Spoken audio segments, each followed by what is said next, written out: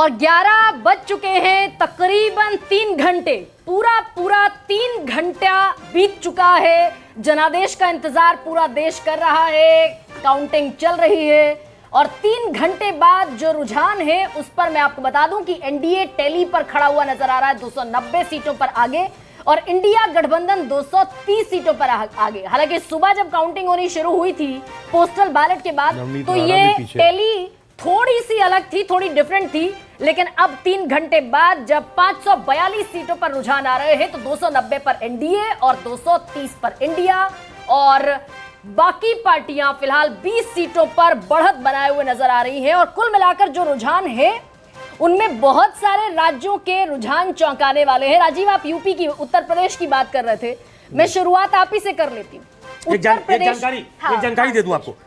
4 सीटें हैं हिमाचल प्रदेश में। राजीव, आप भी ध्यान से सुन लीजिए। 3 सीटों पे बीजेपी आगे है, जिसमें मंडी से कंगना रनौत है।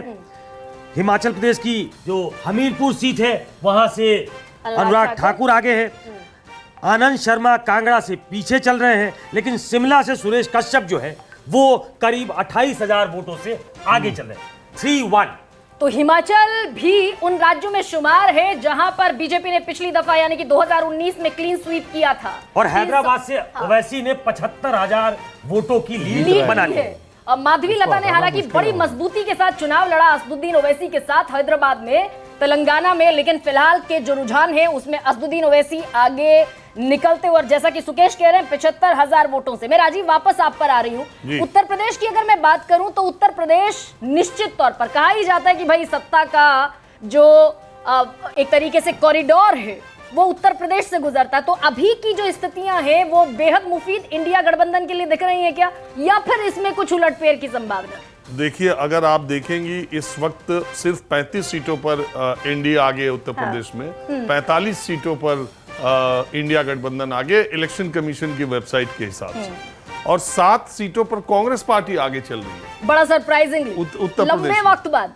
दशकों बाद। ऐसा इसलिए है, मैंने पहले भी कहा कि जो सबसे आश्चर्यजनक मुझे लग रहा है वो ये है कि आप 2-2 लाख की गिनती, 3-3 लाख की गिनती में बीएसपी को जब 5,000 वोट मिलेंगे, जो एक समय की सबसे मजबूत पार्टी थी, पिछली बार 19% का वोट शेयर 2019 10 सीटें थी पिछली बार, तो जब वोट 2 ही तरफ पड़ रहे हैं, या तो इंडिया गठबंधन को तो या तो एनडीए गठबंधन को, तो इस तरह की आपको आंकड़े लास्ट तक बने रह जाएं, इसकी भी संभावना है कि 25-30 सीटें इंडिया गठबंधन को, 35 सीटें जैसा दिख रहा है, यही नतीजों में भी तब्दील हो सकता है, क्योंकि वोट तो दो ही तरफ पड़े। No surprise.